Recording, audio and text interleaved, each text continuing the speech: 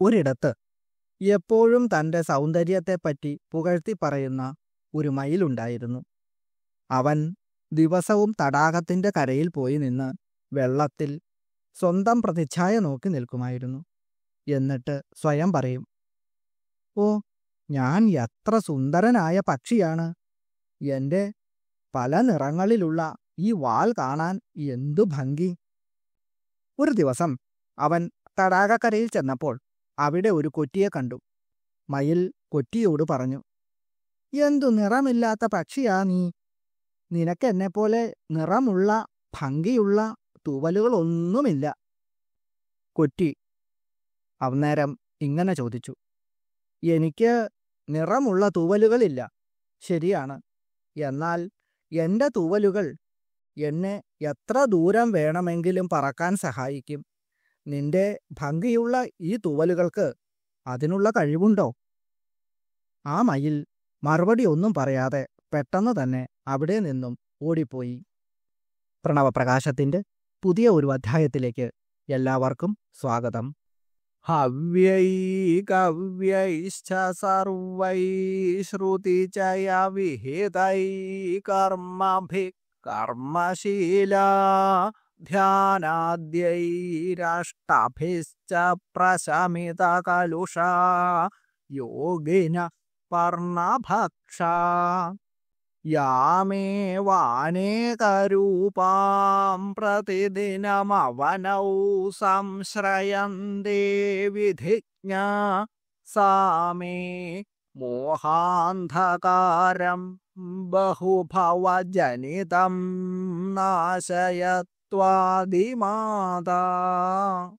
ഹവ്യൈ കവ്യൈശ്ച സർവൈഹി, ദേവന്മാർക്കും പിതൃക്കൾക്കും നൽകുന്ന അർപ്പണങ്ങളാൽ. ദേവന്മാർക്ക് നൽകുന്നതിനെ ഹവിസ് എന്ന് പറയും. പിതൃക്കൾക്ക് ചെയ്യുന്ന തർപ്പണങ്ങൾക്കൊക്കെ കവ്യം എന്നാണ് പറയാറുള്ളത്. ശ്രുതി ചയ വിഹിതൈ കർമ്മഭി, വേദങ്ങളിൽ വിധിച്ചിട്ടുള്ള കർമ്മങ്ങൾ അനുഷ്ഠിക്കുന്ന കർമ്മശീലർ. ധ്യാനാദ്യൈരഷ്ടഭിശ്ച, ധ്യാനം തുടങ്ങിയ അഷ്ടാംഗയോഗങ്ങളിലൂടെ. പ്രശമിത കലുഷ യോഗിന പർണഭക്ഷ, പാപങ്ങളെല്ലാം ശമിപ്പിച്ച ഇലകൾ മാത്രം ഭക്ഷിച്ച് തപസ്സു ചെയ്യുന്ന യോഗികൾ. യാമേവ അനേക രൂപാം, പല രൂപങ്ങളിൽ വിളങ്ങുന്ന ആരെയാണോ, ആ ദേവിയെ. പ്രതിദിനമവനൗ സംശ്രയന്തേ വിധിജ്ഞാഃ, ഭൂമിയിൽ വിധിപ്രകാരം കാര്യങ്ങൾ അറിയുന്നവർ, ദിവസവും ആശ്രയിക്കുന്നത്. സാ മേ മോഹാന്ധകാരം ബഹുഭവജനിതം, പല ജന്മങ്ങളിലായിട്ടുണ്ടായ എൻ്റെ മോഹമാകുന്ന ഇരുട്ടിനെ. നാശയത്വാദിമാതാ, ആ ആദിമാതാവ് നശിപ്പിച്ചു തരയണമേ. വേദവിധിപ്രകാരം യാഗങ്ങളും കർമ്മങ്ങളും അനുഷ്ഠിക്കുന്നവർ ഹവ്യകവ്യങ്ങളിലൂടെ ആരെയാണോ ആരാധിക്കുന്നത്, ഇലകൾ മാത്രം ഭക്ഷിച്ചുകൊണ്ട് കഠിനമായി തപസ്സനുഷ്ഠിക്കുന്ന യോഗികൾ അഷ്ടാംഗയോഗങ്ങളിലൂടെ മനസ്സിൻ്റെ അഴുക്കുകളെല്ലാം നീക്കി ആരെയാണോ ധ്യാനിക്കുന്നത്. വിധിജ്ഞരായ പണ്ഡിതന്മാർ ഈ ഭൂമിയിൽ ദിവസവും പല രൂപങ്ങളിൽ ആരെയാണോ ആശ്രയിക്കുന്നത്, ആരാധിക്കുന്നത്, ആ ആദിപരാശക്തിയായ അമ്മ എൻ്റെ അനേകം ജന്മങ്ങൾ കൊണ്ടുള്ള അവിദ്യയാകുന്ന അറിവില്ലായ്മ, ആ മോഹാന്ധകാരത്തെ നശിപ്പിച്ച് അനുഗ്രഹിക്കട്ടെ. ആദിമാത എന്ന പ്രയോഗത്തിലൂടെ പ്രപഞ്ചത്തിൻ്റെ മൂലകാരണമായ പരാശക്തിയെയാണ് ഇവിടെ അഭിസംബോധന ചെയ്യുന്നത്. പല ജന്മങ്ങൾ കൊണ്ട് നമ്മളിൽ അടിഞ്ഞുകൂടിയ മോഹമാകുന്ന ഇരുട്ടിനെ, അതായത് അവിദ്യയെ നീക്കം ചെയ്യാനുള്ള ശക്തമായ ഒരു പ്രാർത്ഥനയാണ് ഇത്. ഓം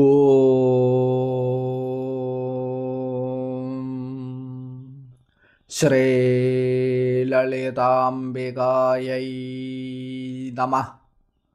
ഓം. ദ്വാദശ ആദിത്യന്മാർ, അതായത് 12 ആദിത്യന്മാർ, അവരുടെ രൂപത്തിൽ സ്ഥിതി ചെയ്യുന്നത് അമ്മയാണ്.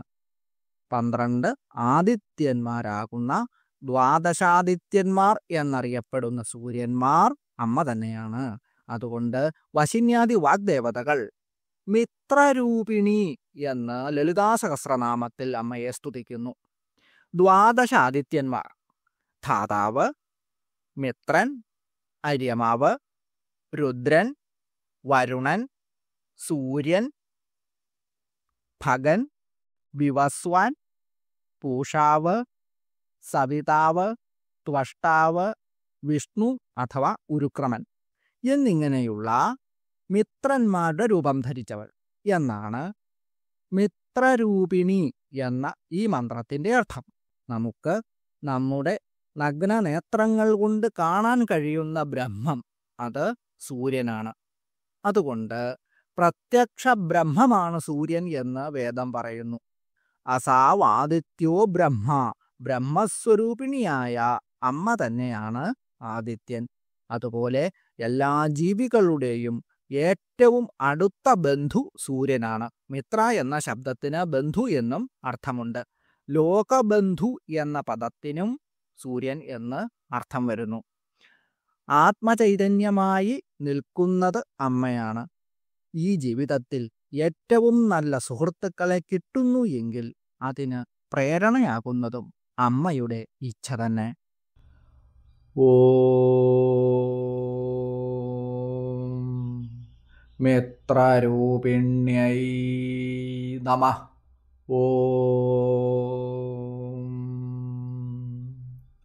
ഓം ഹ്രീം മിത്രരൂപിണ്യൈ നമഃ. രാവിലെയും വൈകുന്നേരവും ഉദയസൂര്യനിലും അസ്തമയസൂര്യനിലും അമ്മയെ ദർശിച്ചുകൊണ്ട് ജപിക്കേണ്ട ഒരു മന്ത്രം കൂടിയാണ് ഇത്. ഏതൊരു കാര്യം ആഗ്രഹിച്ചുകൊണ്ടാണോ 3 ദിവസം ഈ മന്ത്രം ജപിക്കുന്നത്, അസ്തമയസൂര്യനിലോ ഉദയസൂര്യനിലോ അമ്മയെ ധ്യാനിച്ച് ജപിക്കുന്നത് പെട്ടെന്ന് തന്നെ അതിന് ഫലം ലഭിക്കും, ആഗ്രഹം സാധ്യമാകും. മനസ്സ് സമ്പൂർണമായും അമ്മയിൽ എത്തി സവിശേഷമായ അനുഭൂതി അനുഭവിക്കുന്ന സമയം വരെ ഈ മന്ത്രം ജപിക്കാം. എത്ര പെട്ടെന്നാണോ അത്തരം ഒരു അനുഭവം ഉണ്ടാകുന്നത്, ഉറപ്പായും ഉദ്ദേശിക്കുന്ന കാര്യം അമ്മ സാധ്യമാക്കി നൽകുക തന്നെ ചെയ്യും. ആഗ്രഹം സാധിക്കുമ്പോൾ മനസ്സിന് മതി എന്ന ഒരു തോന്നലുണ്ടാകുന്നു. അതാണ് തൃപ്തി. ആഗ്രഹം എന്തിൽ നിന്നാണ് ഉണ്ടാകുന്നത്?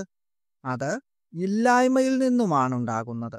അതുകൊണ്ട് ഇല്ലാത്തത് ഏതെങ്കിലും ഒന്ന് നേടുന്നതിനുള്ള വാഞ്ചയാണ് ആഗ്രഹം എന്ന് പറയുന്നത്. ഏതു വസ്തുവാണെങ്കിലും ആവശ്യത്തിന് കിട്ടിക്കഴിഞ്ഞാൽ ആ സാധനം വേണ്ടുവോളമായി എന്ന ഒരു തൃപ്തി മനസ്സിലുണ്ടാകുന്നു. എന്നാൽ അത് നേടിക്കഴിഞ്ഞാൽ കിട്ടുന്ന തൃപ്തി താൽക്കാലികവുമാണ്. ഒരാഗ്രഹം സാധിക്കുമ്പോൾ വേറൊന്ന് നേടിയെടുക്കുവാനുള്ള ആഗ്രഹം ഉണ്ടാകുന്നു.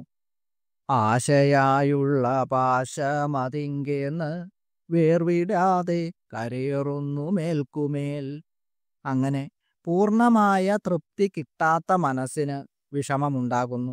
എന്നാൽ ജഗദീശ്വരി ദേശത്തിനും കാലത്തിനും അതീതമായി എവിടെയും എപ്പോഴും നിറഞ്ഞിരിക്കുന്ന പരബ്രഹ്മസ്വരൂപിണി ആയതുകൊണ്ട് അമ്മയെ ഇതൊന്നും ബാധിക്കുന്നില്ല. ദേശവും കാലവും ആഗ്രഹവും ഒന്നും ബാധിക്കുന്നില്ല. അമ്മ പൂർണ്ണയാണ്, സമ്പൂർണയാണ്. അത് എങ്ങനെയെന്നാൽ ഓം പൂർണ്ണമദ പൂർണ്ണമിദം പൂർണ്ണാത് പൂർണ്ണമുദച്യതേ പൂർണ്ണസ്യ പൂർണ്ണമാദായ പൂർണ്ണമേവാവശിഷ്യതേ. ഓം ശാന്തി ശാന്തി ശാന്തി. ഉപനിഷത്ത് പാഠം ആരംഭിക്കുന്നതു തന്നെ ഇപ്രകാരം ബ്രഹ്മസ്വരൂപത്തിൻ്റെ സവിശേഷതയെ പരിചയപ്പെടുത്തിക്കൊണ്ടാണ്. ഒട്ടുമിക്ക ക്ഷേത്രങ്ങളിലും പുരാണ പാരായണം ആരംഭിക്കുന്നതിന് മുമ്പും പിമ്പും ഈ ശാന്തി മന്ത്രം ചൊല്ലുന്നത് കേൾക്കാറുണ്ട്. അവരിൽ ചിലരോട് ഇതിനെക്കുറിച്ച് ചോദിച്ചാൽ അർത്ഥമെന്താണെന്നോ ആശയം എന്താണെന്നോ ഒന്നും അറിയില്ല. ഒരാളോട് ചോദിച്ചപ്പോൾ പറഞ്ഞത്, ഞാൻ 50 വർഷമായി ഇത് ചൊല്ലുന്നുണ്ട് എന്നാണ്. 50 വർഷമായി, 1-ാം ക്ലാസ്സിൽ തന്നെ പഠിക്കുന്നു അല്ലേ എന്ന് മറുപടിയും പറഞ്ഞു. അല്ലാതെ എന്തു പറയാൻ? ബ്രഹ്മത്തെക്കുറിച്ച് പറഞ്ഞു മനസ്സിലാക്കുക, അമ്മയെക്കുറിച്ച് പറഞ്ഞു മനസ്സിലാക്കുക എന്നുള്ളത് സാധ്യമായ കാര്യമല്ല. അതുകൊണ്ട് ഇത്തരം ചില വിശേഷണങ്ങൾ വഴി മഹർഷി ഈശ്വരന്മാർ നമുക്ക് വാക്കിന് അതീതമായ ബ്രഹ്മത്തെ പരിചയപ്പെടുത്തി തരികയാണ് ചെയ്യുന്നത്. ഇപ്രകാരമുള്ള ബ്രഹ്മസ്വരൂപത്തെ അറിയുവാനും പ്രാപിക്കുവാനും തടസ്സങ്ങൾ ഉണ്ടാകാതിരിക്കുന്നതിന് ബ്രഹ്മത്തോടുള്ള പ്രാർത്ഥനയാണ് ഇവിടെ കാണുന്നത്. അത് പൂർണ്ണമാകുന്നു, അതായത് ബ്രഹ്മം പൂർണ്ണമാകുന്നു. അതായത് ഈ ജഗത്ത്, അതായത് പ്രപഞ്ചം പൂർണ്ണമാകുന്നു. ജഗത്തും ബ്രഹ്മവും പൂർണ്ണമാണ്. പൂർണ്ണത്തിൽ നിന്നാണ് പൂർണ്ണം ദൃശ്യമാകുന്നത്. പൂർണ്ണം തന്നെ അവശേഷിക്കുകയും ചെയ്യുന്നു.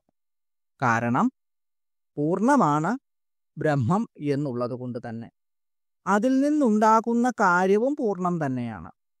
അതുകൊണ്ട് കാരണമാകുന്ന പൂർണ്ണം ആദ്യത്തെ പോലെ തന്നെ നിലനിൽക്കുന്നു.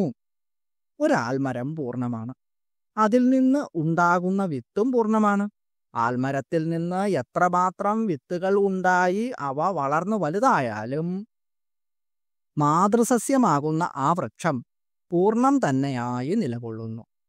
അതിൽ നിന്ന് ഒന്നും തന്നെ നഷ്ടപ്പെടുന്നില്ല. അത് അതിൻ്റേതായ രീതിയിൽ പൂർണ്ണമായി തന്നെ നിലകൊള്ളുന്നു. ഇങ്ങനെയാണ് അർത്ഥമെടുക്കേണ്ടത്. ബ്രഹ്മത്തിൽ നിന്ന് പ്രപഞ്ചം ഉണ്ടാവുകയും അതിൽ തന്നെ ലയിച്ചു ചേരുകയും ചെയ്യുന്ന പ്രക്രിയ തുടർന്നു പോരുന്നു. അതായത് ഒന്നും തന്നെ നശിക്കുകയല്ല ചെയ്യുന്നത്. നശിക്കുക എന്ന് നാം പറയുന്നത് പ്രപഞ്ചം ബ്രഹ്മത്തിൽ തന്നെ ലയിച്ചു ചേരുന്നതാണ്. അങ്ങനെ എല്ലാം ഉൾക്കൊള്ളുന്ന പരബ്രഹ്മമാകുന്ന അമ്മ സമ്പൂർണമായതുകൊണ്ടാണ് അമ്മ നിത്യതൃപ്തയാകുന്നത്.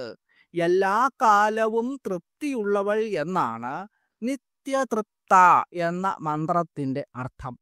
നിത്യം കൊണ്ട് തൃപ്തയായവൾ എന്നും ഈ മന്ത്രത്തിന് അർത്ഥമുണ്ട്. നിത്യം എന്നതിന് സ്വരൂപമായ ആനന്ദം എന്നാണ് അർത്ഥം. ആനന്ദസ്വരൂപിണിയായതുകൊണ്ട് അമ്മയെ തൃപ്ത എന്ന് പറയുന്നു എന്നും ആത്മാവിൽ സ്ഥിതി ചെയ്യുന്ന ബ്രഹ്മസ്വരൂപിണിയായ ദേവി. മായാബന്ധിതരായവർക്ക് തൃപ്തിയുണ്ടാകുവാൻ ബുദ്ധിമുട്ടാണ്. വസ്തുക്കൾ നശിക്കുകയും ആശകൾ വർദ്ധിച്ചുകൊണ്ടിരിക്കുകയും ചെയ്യുന്നു. അതുകൊണ്ടാണ് തൃപ്തിയുണ്ടാകാത്തത്. എന്നാൽ ആത്മാവിൽ സന്തോഷം കണ്ടെത്തുന്ന യോഗീശ്വരന്മാർക്ക് തൃപ്തിയുണ്ടാകുന്നു.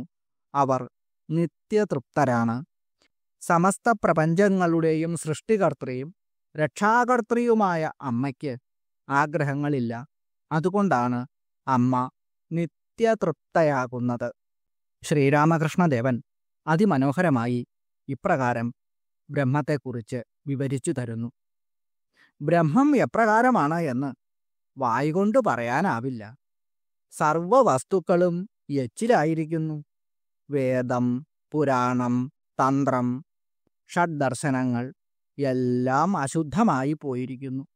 കാരണം അവ വായ്കൊണ്ട് വായിച്ചു പോയി, അല്ലെങ്കിൽ ഉച്ചരിച്ചു കളഞ്ഞു. അങ്ങനെ എച്ചിലായിരിക്കുന്നു. ഒരു വസ്തു മാത്രം ഉച്ഛിഷ്ടമായിട്ടില്ല. ആ വസ്തു ബ്രഹ്മമാകുന്നു. ബ്രഹ്മം എന്താണ് എന്ന് നാളിതുവരെ ആർക്കും വായ്കൊണ്ട് പറയുവാൻ കഴിഞ്ഞിട്ടില്ല. ഓം നിത്യതൃപ്തായൈ നമഃ. ഓം